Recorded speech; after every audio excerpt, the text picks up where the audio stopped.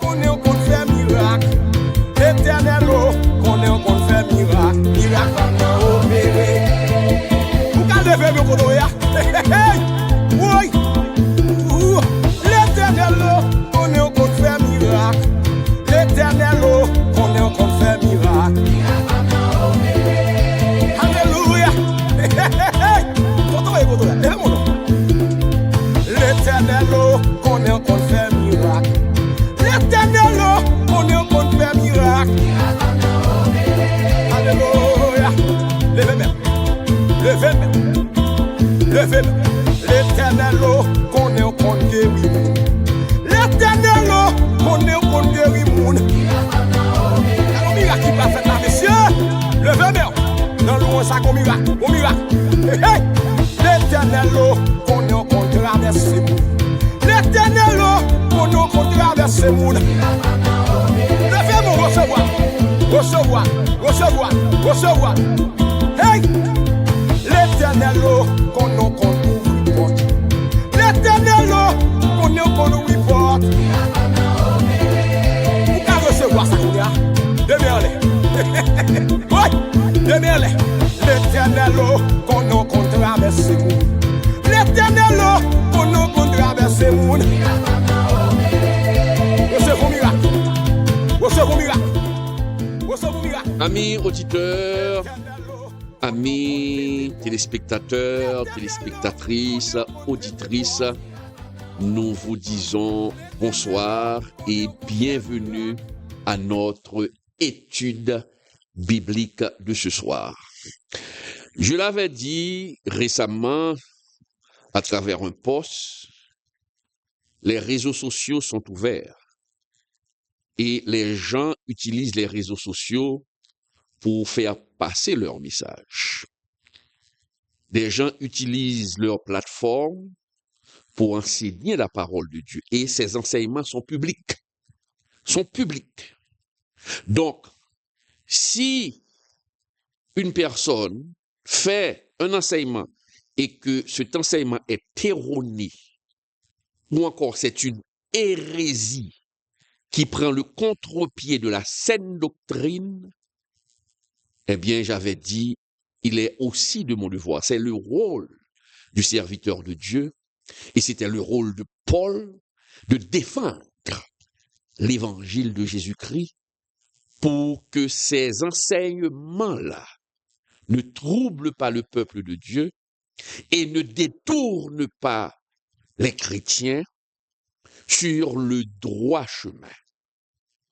Et c'est ce que j'ai remarqué dernièrement, et c'est la raison que je vais faire cette étude.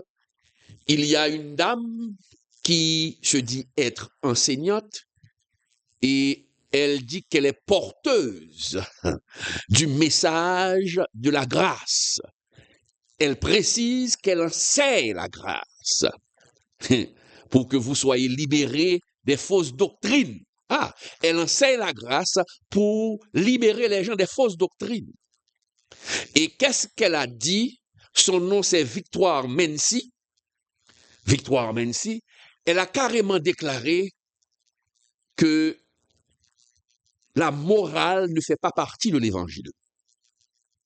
La morale ne fait pas partie de l'évangile. Et elle a déclaré dans un post, elle a déclaré, elle a affirmé, mes chers amis, que elle a dit, mon frère, ma sœur, arrête la fornication, la cigarette, la bière, change de vie. Ça, c'est pas l'évangile, c'est la morale. Elle a fait cette déclaration. Et elle a fait un texte, elle a écrit un texte, et je vais lire pour vous ce texte parce que c'est grave ce qu'elle enseigne, des affirmations anti-bibliques qui n'ont rien à voir avec l'évangile. C'est un mélange de vérité et de mensonge. Et dès qu'on dilue la vérité avec le mensonge, c'est un mensonge. c'est un mensonge. Laissez-moi lire pour vous rapidement parce que je vais démonter ce qu'elle a dit parce que cet enseignement est faux. C'est une hérésie. Et cela encourage les gens à vivre dans la débauche. Ce qu'elle a dit, nous allons le voir, a une part de vérité. Et c'est ce que fait souvent l'ennemi, un mélange de vérité, un peu de vérité, et puis on insère le mensonge. Mais il faut avoir l'esprit de discernement pour pouvoir déceler, dénicher ce qui est faux. Je lis pour vous rapidement ce qu'elle a écrit, mes chers amis, sur sa page. Je lis. Dieu ne dit pas que parler de morale aux hommes est mauvais. Ne mens pas, ne vole pas, sois honnête dans la vie, refuse la corruption, sois quelqu'un d'intègre, fais le bien autour de toi, sois charitable, aide les démunis, ceux qui sont dans le besoin, aie un bon cœur, un grand cœur. Case-toi avec une femme, un homme. Le désordre sexuel n'est pas bien. Responsabilise-toi. Évite le mal. Fais le bien. Je continue, c'est elle qui écrit. Sois bon, charitable, hospitalier. Respecte tes aînés. Sois poli. Salue dans le taxi quand tu entres, quand tu arrives quelque part. Sois serviable dans le bus, les lieux publics. Si tu es assis et un handicapé, une personne âgée, une femme enceinte est debout, cède-lui ta place. Si tu vois une maman, un papa porter un sac lourd, va vers lui et propose-lui de porter son sac. Cela va le soulager. Ça, c'est la morale. Ce n'est pas l'évangile. Je continue. Ce que Dieu dit, c'est qu'il ne faut pas dire aux gens. Ce que Dieu dit, il ne faut pas dire aux gens que c'est en faisant ces choses, en se conduisant ainsi, en marchant donc selon la morale, qu'ils iront au ciel. Ni de présenter la morale comme étant l'évangile. Ce que 95% d'hommes de Dieu et de fidèles, toutes religions confondues, font. L'évangile n'est pas un code moral, mais une personne et son œuvre. Christ, Romains 1, verset 1 à 3, Jean 1, verset 29. Je cite toujours cette enseignante. Et son œuvre salvatrice, sa mort pour nos péchés, son ensevelissement et sa résurrection, 1 Corinthiens 15, verset 14. Je continue. Je cite toujours cette enseignante. Quiconque croit en Jésus-Christ et en cette œuvre est sauvé. C'est ça le message du salut. Le message du salut n'est pas un message moral. Elle est très simple. Voici ce qu'il dit. Crois au Seigneur Jésus et en sa mort pour tes péchés. Son ensevelissement et sa résurrection, et tu seras sauvé.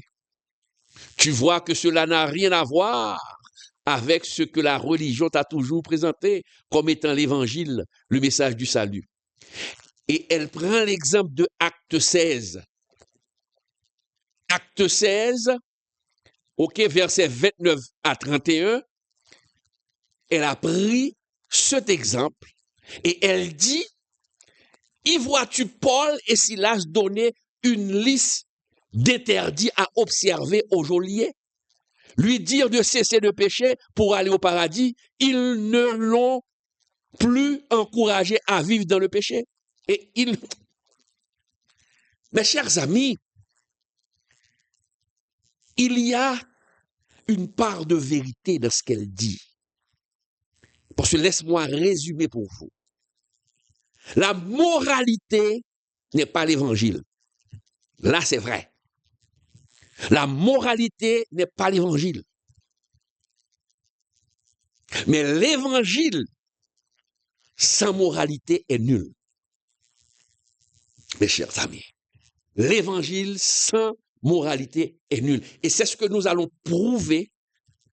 Et à travers son écrit, nous allons vous montrer qu'elle est passée à côté de la plaque et qu'elle encourage l'impudicité et toutes les mauvaises qualités que la Bible dénonce. C'est un message, son enseignement écrit, c'est un enseignement qui prend le contre-pied de la sanctification. Elle enseigne un évangile facile, mes chers amis. Cette enseignante, elle a affirmé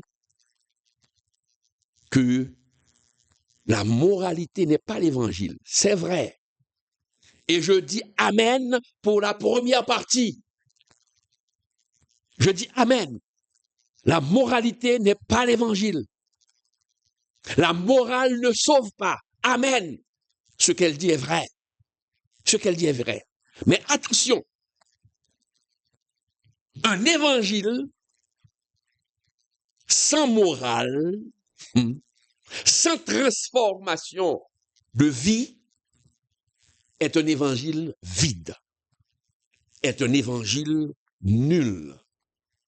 Une coquille, mes chers amis, sans noyau. Je reprends. La moralité n'est pas l'évangile. Avoir une vie morale ne sauve pas.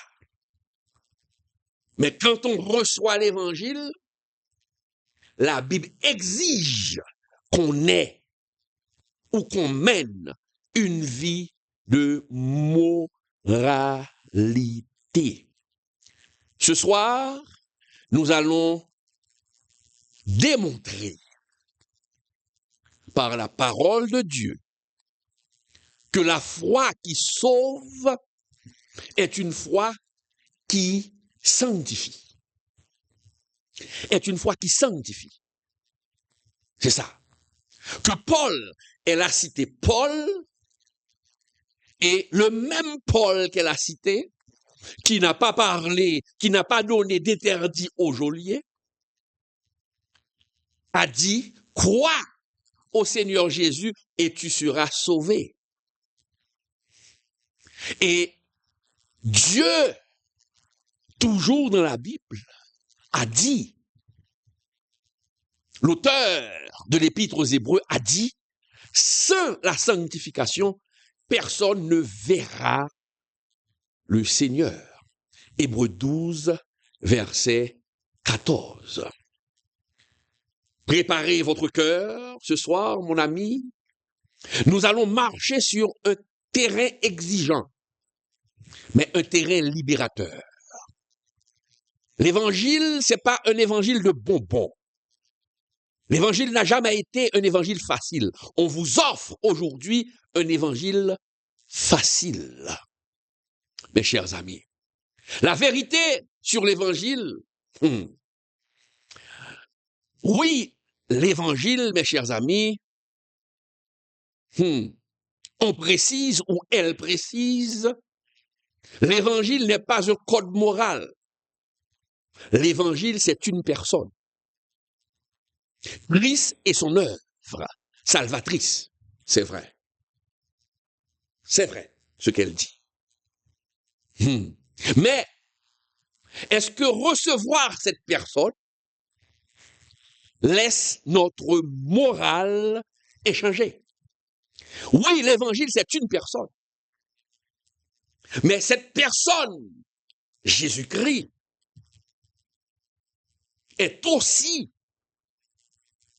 où elle représente la morale. Dès qu'on voit Jésus, il faut voir moralité. Ah oui.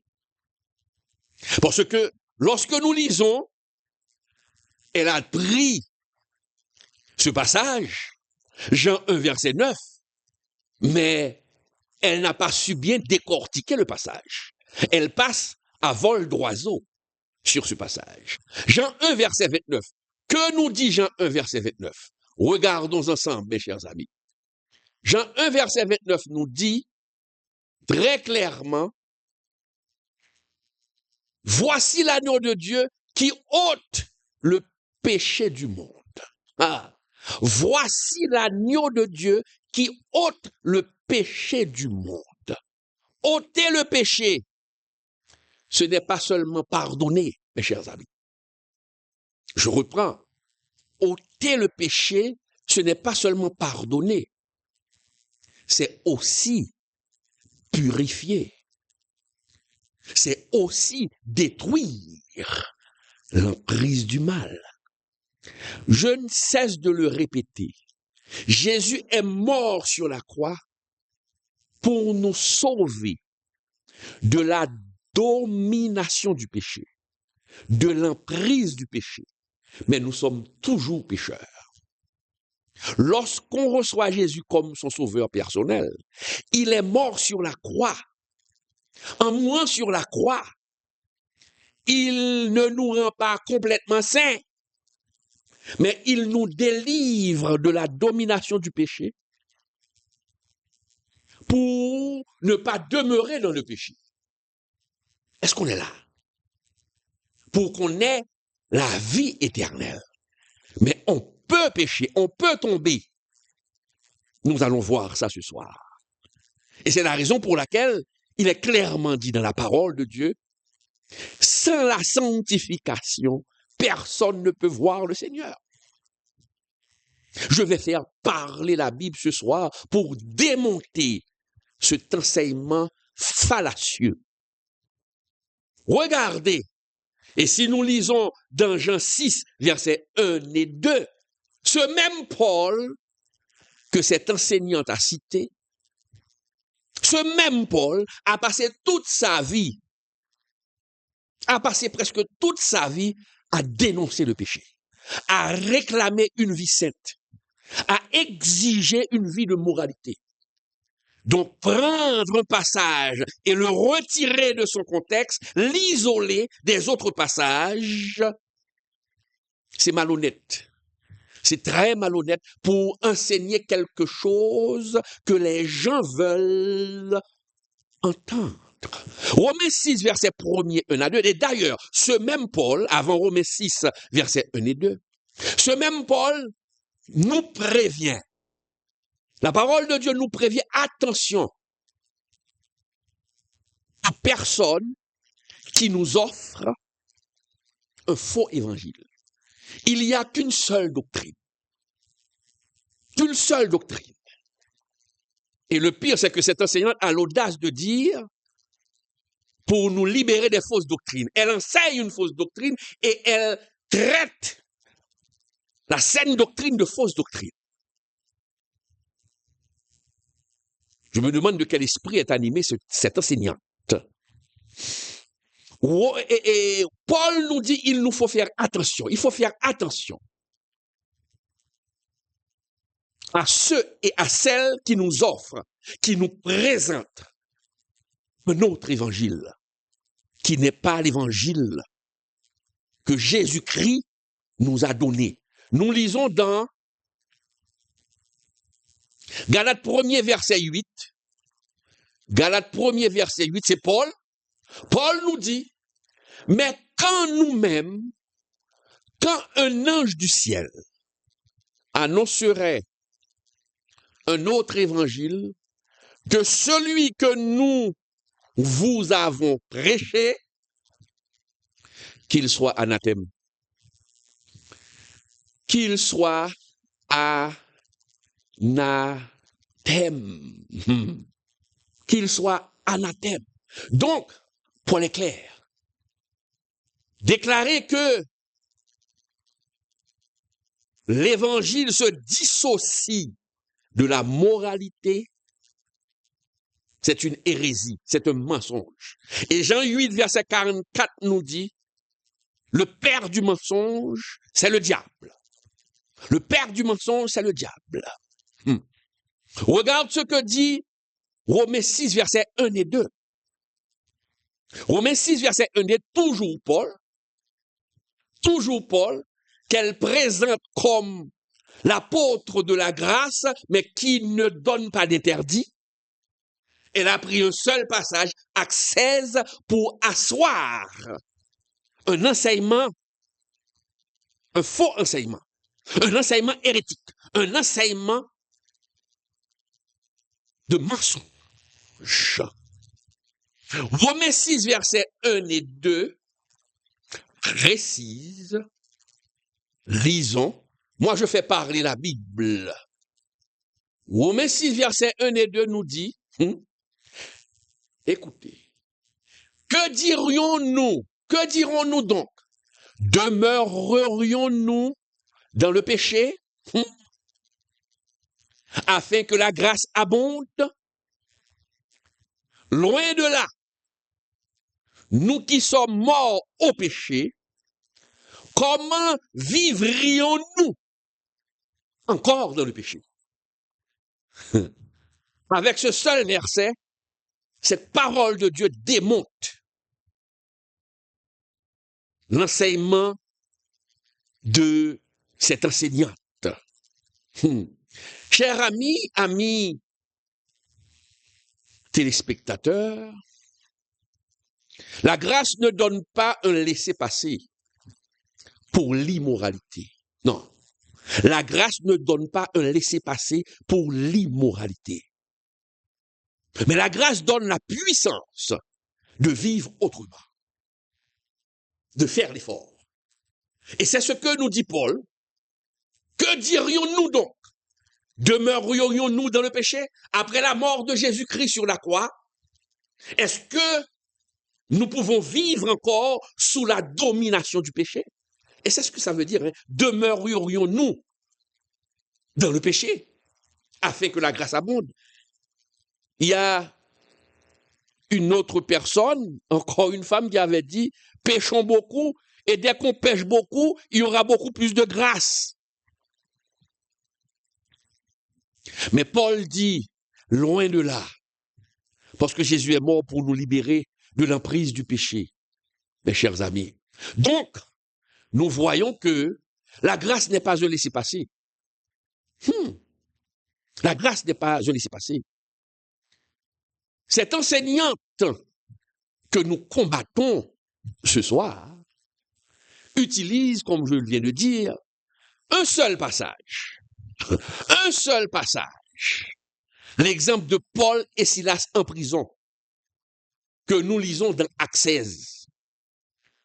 Et elle ose dire,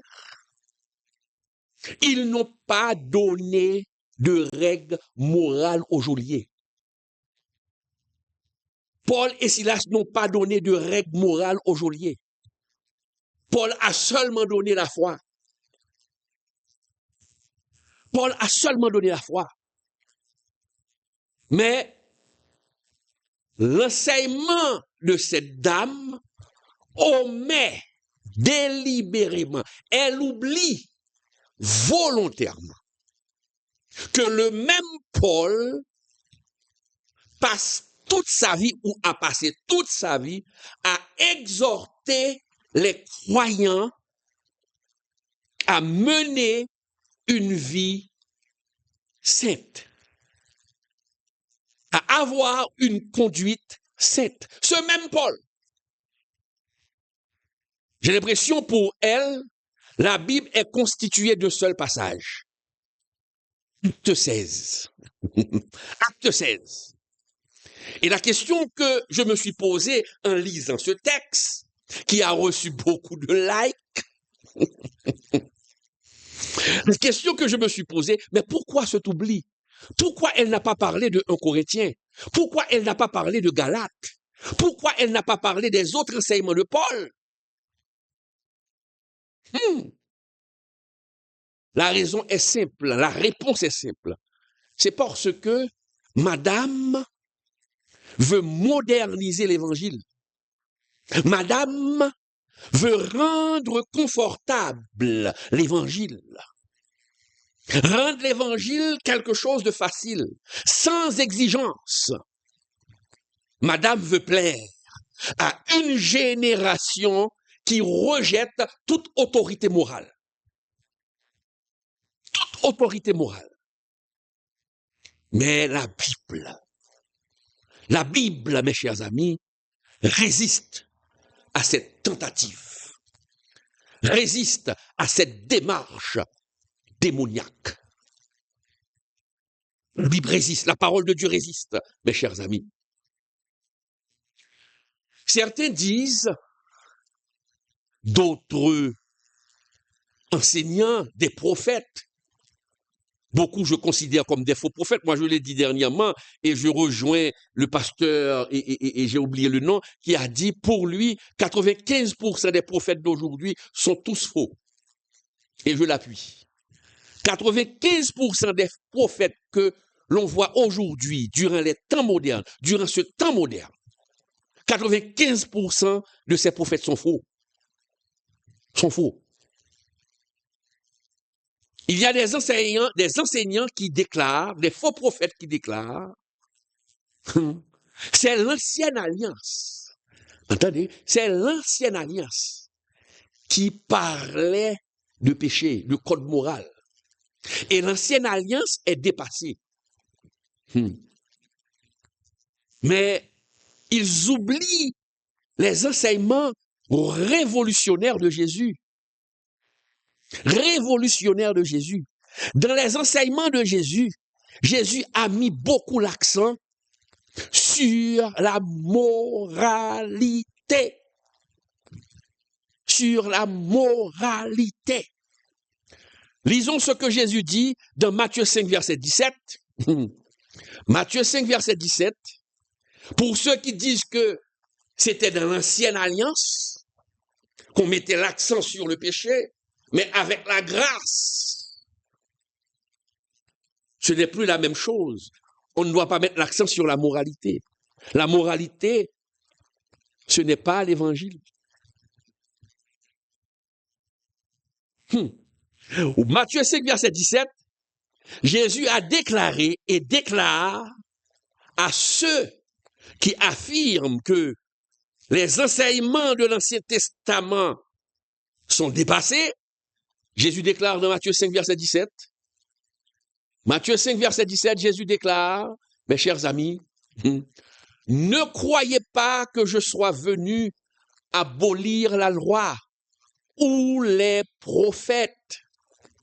Je suis venu non pour abolir, mais pour accomplir. Mais pour accomplir. Et d'autre part, Paul écrit, continue, pour dire dans Romains 3, verset 31, Paul dit, anéantissons-nous donc la loi par la foi? Loin de là. Au contraire, nous confirmons la loi. C'est du français, hein? Je ne suis pas en train de parler anglais là maintenant. C'est du français. Anéantissons-nous donc la loi par la foi? Loin de là. Au contraire, nous confirmons la loi. Mes chers amis, il est clair. Il est clair, mes chers amis. Dieu n'a jamais changé la morale. Dieu n'a jamais dit de ne pas mentir. Dieu n'a pas changé. Dieu n'a pas changé. Dieu n'a pas dit de ne pas voler. Être honnête, fidèle, charitable. Non, Dieu n'a pas changé. Dieu est toujours un Dieu de morale. Un Dieu qui réclame de dire la vérité. Un Dieu qui nous dit de ne pas voler. D'être honnête, d'être fidèle, d'être charitable. C'est le reflet du caractère de Dieu. C'est le reflet du caractère de Dieu. La morale, à elle seule, ne sauve pas. Mais un évangile sans morale, c'est une contrefaçon. C'est diabolique. C'est un évangile diabolique. Car On dit que Dieu est saint. Regarde ce que nous lisons dans Lévitique 19, verset 11, Lévitique 16, verset 20. Dire à une personne de ne pas voler, c'est de la morale, ce n'est pas de l'évangile. Vous êtes en train de falsifier la parole de Dieu. Vous êtes en train de créer une autre Bible. Peut-être j'ai l'impression que cette enseignante a une autre Bible. Ce n'est pas la même Bible qu'elle a entre ses mains. Nous ne partageons pas la même Bible. Parce que Lévitique 19, verset 11, Deutéronome 16, verset 20 nous dit, lisons,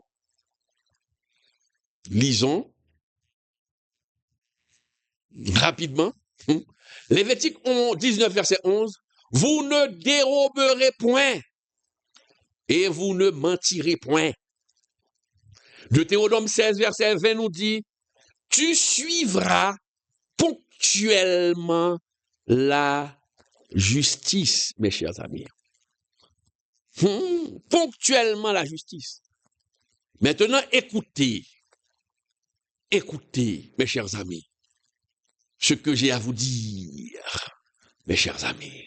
Ces commandements ne sauvent pas. Et c'est pourquoi je vous dis que l'enseignante a fait un mélange de vérité et de mensonge. Donc, si on n'a pas l'esprit de discernement, elle finira par vous donner, par vous faire prendre des vessies pour des lanternes. Ça ne sauve pas. Mais quand quelqu'un prétend connaître Christ et vit dans le mensonge, dans la malhonnêteté, dans l'impureté, dans le vol, sa foi est morte. Sa foi est morte. Et c'est ce que nous dit Jacques 2, verset 17. C'est ce que nous dit clairement, mes chers amis, Jacques 2, verset 17. La foi de cette personne est morte. Je le reprends et je ne cesserai de le dire tout au long de cette étude. La morale n'est pas l'évangile. La morale n'est pas l'évangile. Mais l'évangile produit la morale. La morale n'est pas l'évangile. Mais l'évangile produit la morale. Si on n'a pas le fruit, l'arbre est mauvais. L'arbre est mort. Si on n'a pas le fruit, mes chers amis. Maintenant, revenons à Paul. L'enseignement que je critique ce soir, l'enseignement de cette dame, comme je viens de le dire, elle utilise Actes 16 pour asseoir son hérésie, pour asseoir son faux enseignement. Elle utilise Actes 16 comme si Paul ne parlait jamais de morale. Comme si Paul ne parlait jamais de morale. Ouvrons les lettres de Paul. C'est comme si Paul n'a jamais parlé de morale. L'évangile se concentre seulement dans Acte 16. Elle a complètement oublié les autres lettres de Paul. Regardez ce que ce même Paul, qu'elle prétend ne pas donner d'interdit au geôlier, ce même Paul, voici ce qu'il dit. Dans 1 Corinthiens 6, versets 9 à 11. Lisons 1 Corinthiens 6, versets 9 à 11. Qui dit, mes chers amis, ne savez-vous pas que les injustes n'hériteront point le royaume de Dieu? Ne vous y trompez pas, madame, ni les impudiques, ni les idolâtres, ni les adultères, ni les efféminés, ni les infâmes, ni les voleurs, ni les cupides, ni les ivrognes, ni les outrageux, ni les ravisseurs n'hériteront le royaume de Dieu. Et c'est là ce que vous étiez. Quelques-uns, mais vous avez été lavés, mais vous avez été sanctifiés. Paul ne dit pas, peu importe comment vous vivez. Comprenez, oui. Paul ne dit pas ça. Peu importe comment vous vivez. L'essentiel est de croire. C'est pas ce que Paul dit. Il faut croire, mais il faut changer. Il faut croire et changer de façon de vivre. Il faut croire et appliquer les règles de moralité dans sa vie, car l'évangile produit la moralité.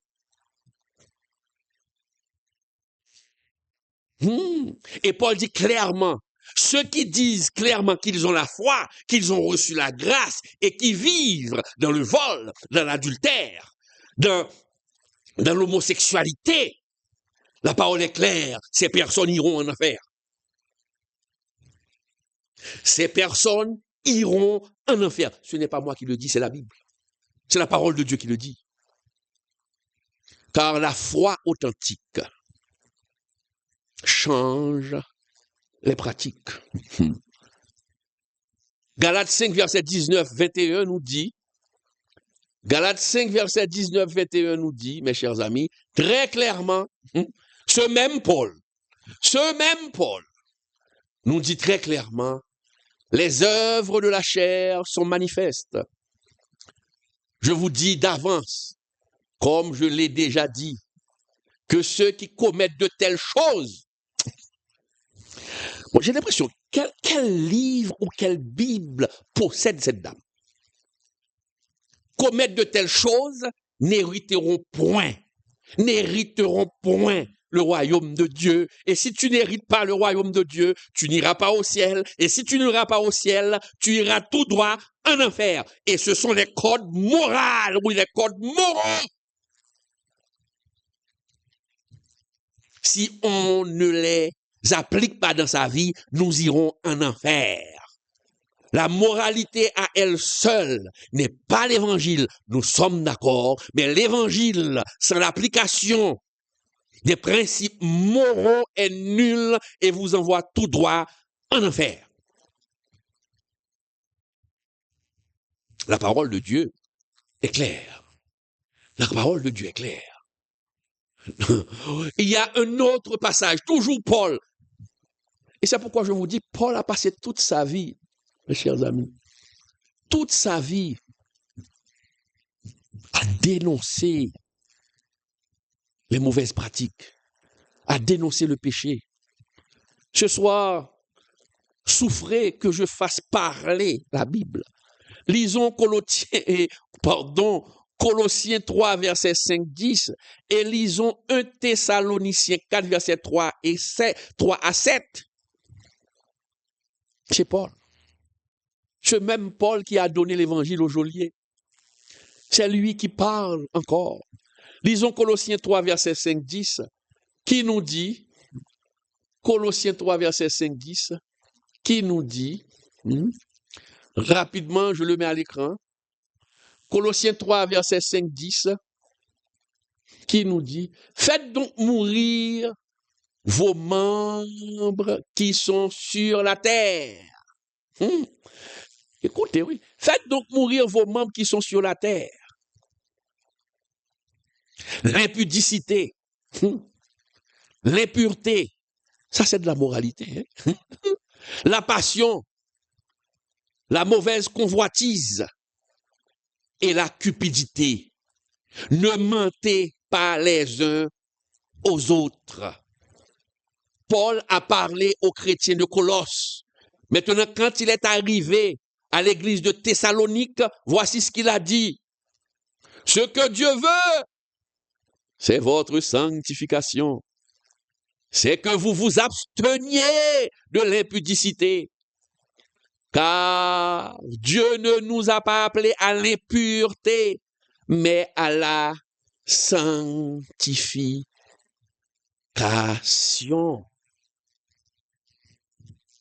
Comment peut-on dire, comment peut-on avoir l'audace de dire que Paul sépare la morale de l'évangile. Il y a de ces personnes dont l'audace me surpasse. Comment dire un tel mensonge? Et comment qu'il y a des personnes qui applaudissent parce que ces gens-là ne connaissent pas leur Bible? C'est une déformation grave. Une déformation gravissime de la parole de Dieu. Parce que Paul, lorsque nous lisons la vie de Paul, Paul lit constamment la foi à une vie de moralité. Paul lit constamment dans tous les écrits de Paul. Paul lit constamment. Il lit le verbe lier constamment la foi à une vie qui plaît à Dieu, mes chers amis. Donc c'est grave. Quand cette enseignante fait de telles affirmations, je me demande de quel esprit elle est animée. Et je suis sûr que ce n'est pas l'Esprit Saint. Ce n'est pas l'Esprit Saint. Revenons toujours à l'exemple phare de cette enseignante, de ce faux enseignant. Ça, je peux le dire parce que le mensonge est tellement crucial, est tellement clair, le mensonge est tellement évident que le fruit qu'elle donne la preuve qu'elle est un mauvais arbre. Revenons à Acte 16, verset 30-31. Revenons à Acte 16, verset 30-31. Acte 16, verset 30-31. Vraiment, le geôlier dit, revenons, Acte 16, je mets ça pour voir à l'écran. Regardons. Acte 16, verset 30-31. Que faut-il que je fasse pour être sauvé? Crois au Seigneur Jésus, crois au Seigneur Jésus, et tu seras sauvé, toi et ta famille. Mais il ne faut pas s'arrêter là. Il faut lire les autres versets. Il faut lire les versets 32 à 34. La parole nous dit, et ils lui annoncèrent, ouais, il faut être sauvé, toi et ta famille, il faut croire au Seigneur Jésus, c'est vrai. Maintenant, Paul ajoute, et ils lui annoncèrent la parole du Seigneur, ainsi qu'à tous ceux qui étaient dans sa maison. Il les prit avec lui, à cette heure même de la nuit, il lava leurs plaies, et aussitôt il fut baptisé, lui et tous les siens. Les ayant conduits dans son logement, il leur servit à manger, et il se réjouit avec toute sa famille d'avoir cru en Dieu. Maintenant, la question qu'il faut se poser, mes chers amis, qu'est-ce que Paul et Silas lui ont annoncé? Qu'est-ce que Paul et Silas ont dit à cette famille? La parole de Dieu nous dit, ils lui annoncèrent la parole du Seigneur. Est-ce que Paul a passé presque toute la nuit à dire, crois au Seigneur Jésus et tu seras sauvé. Crois au Seigneur Jésus que tu seras sauvé. Crois au Seigneur Jésus. Il a passé toute la nuit à dire ça seulement? Non. Ils lui annoncèrent la parole du Seigneur, qui inclut les commandements du Christ, y compris les commandements moraux. Parce que Jésus a dit tout à l'heure, je ne suis pas venu abolir la loi, mais je suis venu accomplir la loi. Donc, il est clair que Paul a annoncé l'évangile tout en dictant au geôlier comment vivre maintenant, puisque tu as Christ. Maintenant, l'évangile que tu as reçu doit produire la moralité. Tu dois respecter les principes moraux. Et la parole nous dit, il lave les plaies, qui veut dire bonté et service, et il est baptisé, obéissance. Obéissance. Il sert à manger, hospitalité. Rapidement, sa foi produit des œuvres. Sa foi produit des œuvres. Mes chers amis, il faut être clair. Si Paul pensait que la morale n'avait rien à voir avec l'évangile, pourquoi aurait-il passé des heures à enseigner la parole au geôlier? Comme je viens de le dire, est-ce qu'il a passé des heures en disant « Bravo, tu as cru au Seigneur, continue de croire, continue de croire, continue de croire, continue ». Non, il l'a enseigné. Et pourquoi le geôlier a changé de conduite? Parce qu'il a reçu les principes de vie, comment vivre de la sanctification. Et vivre de la sanctification, c'est respecter, c'est obéir, c'est appliquer les codes moraux de notre vie. L'évangile produit la moralité. La moralité n'est pas l'évangile, mais l'évangile produit la moralité. Quand on accepte Jésus et qu'on a Jésus dans sa vie, normalement, notre corps devient le temple du Saint-Esprit. Nous ne pouvons pas continuer à vivre dans la débauche et ne pas respecter la moralité. Et l'évangile, ce même Paul dit, si quelqu'un vient vous annoncer un autre évangile que celui que je vous ai annoncé, que cette personne soit anathème, alors que cette enseignante soit anathème.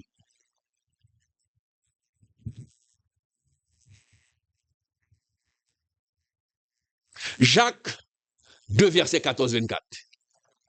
Jacques 2, verset 14-24. Comme je vous l'ai dit, je fais parler la Bible. Je fais parler la Bible. Je ne prends pas un passage, je n'isole pas un passage pour venir avec une nouvelle doctrine. Je fais parler toute la Bible. Jean 2, verset 14-24. Jean 2, verset 14-24 nous dit, la foi sans les œuvres est morte. Tu crois qu'il y a un seul Dieu? Tu fais bien. Les démons le croient aussi. Et ils tremblent. Veux-tu savoir, ô homme vain, que la foi sans les œuvres est inutile, mes chers amis. Ce que l'enseignement moderne omet de dire. L'enseignement moderne ne parle plus de la crainte de Dieu. L'enseignement moderne ne parle plus du jugement de Dieu. Ah non, parce que la grâce vue par ces faux enseignants, ces faux prophètes, la grâce vue par cette enseignante, mes chers amis, c'est une grâce qui ne parle pas, qui ne sied pas, qui ne s'harmonise pas, qui ne colle pas avec la crainte de Dieu et le jugement.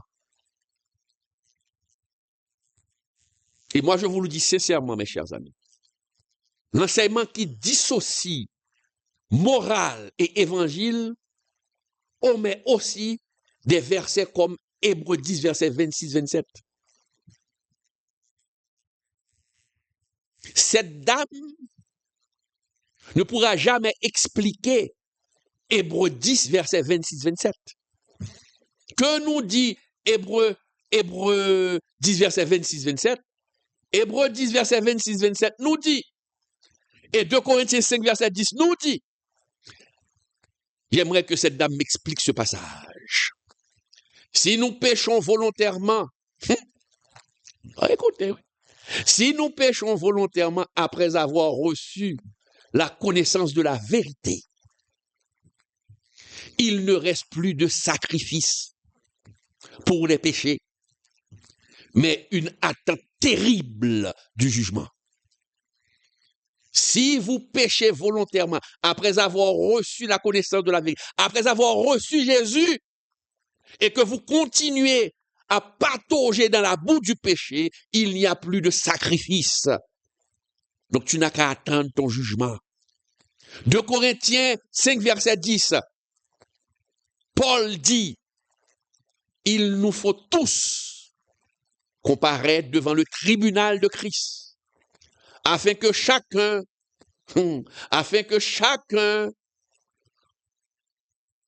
reçoive, afin que chacun reçoive selon le bien ou le mal qu'il aura fait étant dans son corps. Eh bien, on va vous juger. Le Seigneur va vous juger à partir de la qualité de votre vie morale. C'est à partir de ces qualités-là, à partir de la moralité, c'est à partir de cela que Jésus va te juger, que tu seras jugé par Dieu. La morale à elle seule n'est pas l'évangile, parce qu'on peut vivre dans la moralité, avoir une seule femme. Oh, on n'est pas dans la débauche, mais on respecte sa vie. Mais si tu n'as pas Jésus, tu iras en enfer. La moralité n'est pas l'évangile, c'est vrai. Mais l'évangile produit la moralité. Et si tu as reçu Jésus et que tu n'appliques pas ces morales, si tu n'entends pas dans tes oreilles quelqu'un qui te dit qu'il ne faut pas voler, qu'il ne faut pas être dans l'impudicité, qu'il ne faut pas pratiquer la fornication, de ne pas être un homosexuel, si quelqu'un ne vous le dit pas, cette personne ne vous aime pas, ou cette personne est un faux prophète, une fausse enseignante, un faux apôtre, un loup déguisé en berger.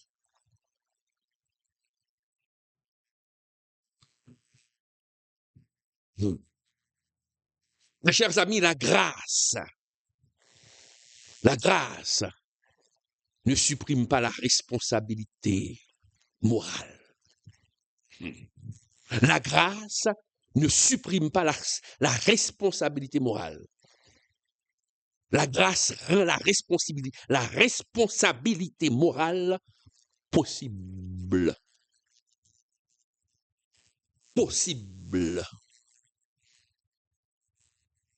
Dieu ne nous sauve pas pour que nous continuions à vivre dans le mal. Dieu ne nous sauve pas. Jésus n'est pas mort sur la croix pour que nous continuions à vivre dans l'impudicité. Jésus est mort sur la croix afin que nous marchions dans le bien. Selon Éphésiens 2, verset 10, mes chers amis. Amis téléspectateurs, amis téléspectatrices, ne nous trompons pas. L'évangile est une bonne nouvelle. Christ est mort pour nos péchés et ressuscité. Il est ressuscité. Quiconque croit en Jésus-Christ sera sauvé gratuitement. Gratuitement. Mais laissez-moi vous dire, mes chers amis, cette foi vivante doit produire des fruits. Cette foi vivante doit produire des fruits. Un croyant ne peut pas vivre comme le monde, mentir, voler, être corrompu, impur et prétendre que la morale n'a rien à voir avec le salut. C'est une hérésie. C'est une hérésie.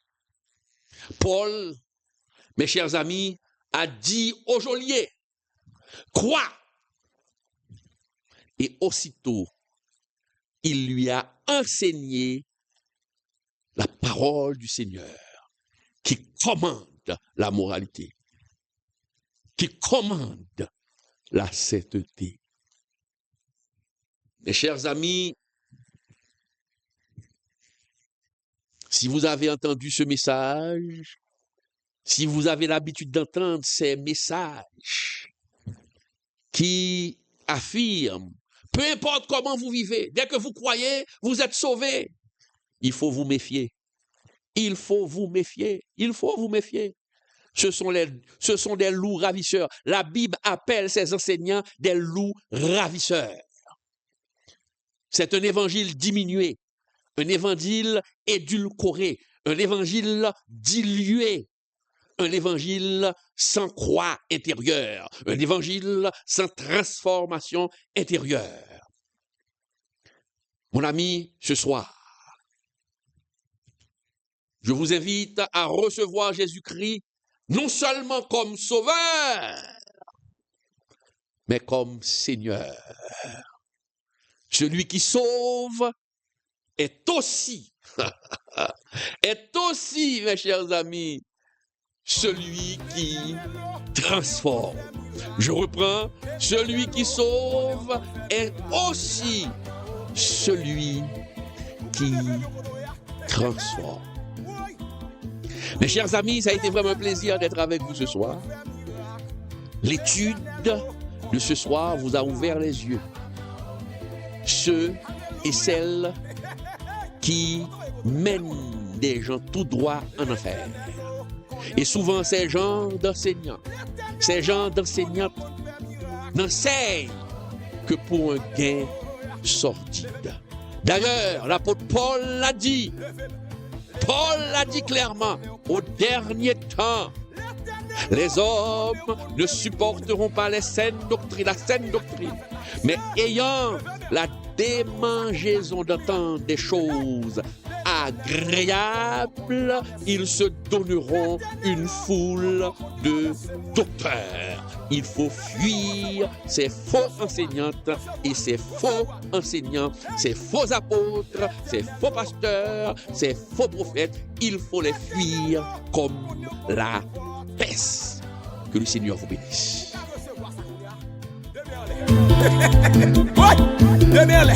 L'éternel qu'on nous traverse le monde.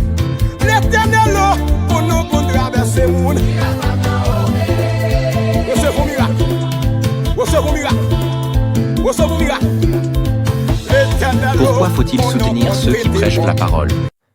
Savais-tu que la Bible enseigne qu'il faut soutenir ceux qui nous enseignent la parole? Et tu vas voir pourquoi c'est important. Dans Galates 6:6, il est écrit que celui à qui l'on enseigne la parole fasse part de tous ses biens à celui qui l'enseigne. Cela signifie que lorsqu'on reçoit un enseignement spirituel, il est normal d'aider ceux qui nous instruisent. Dans 1 Corinthiens 9:14, Paul rappelle « Le Seigneur a ordonné à ceux qui annoncent l'Évangile de vivre de l'Évangile. Jésus lui-même a prévu que ceux qui consacrent leur vie à prêcher doivent pouvoir en vivre. » À l'époque biblique, les apôtres voyageaient et dépendèrent des dons des croyants pour continuer leur mission. Aujourd'hui, c'est pareil. Pasteurs, évangélistes, créateurs de contenu chrétien. Ils passent du temps à enseigner et ont besoin de soutien pour continuer. Comment appliquer ce principe? En les soutenant par des dons, en priant pour eux, en partageant leur contenu et en les encourageant. Et toi, connais-tu quelqu'un qui enseigne la parole et que tu pourrais bénir aujourd'hui? L'éternel, qu'on est qu'on fait miracle. L'éternel, qu'on est qu'on fait miracle. Miracle va opérer. Vous allez faire le côté. Oui. L'éternel, qu'on est qu'on fait miracle. L'éternel, qu'on est qu'on fait miracle. Alléluia. L'éternel, qu'on est qu'on fait miracle. L'éternel, qu'on est qu'on fait miracle. Alléluia. Levez-moi. Levez-moi. Levez-moi. L'éternel, qu'on est qu'on guérit. L'éternel, qu'on est qu'on guérit. Un miracle qui va faire là, messieurs. Levez-moi. Dans l'eau, ça comme miracle. Au miracle. L'éternel, qu'on est qu'on traverse le monde. L'éternel, qu'on est qu'on traverse le monde.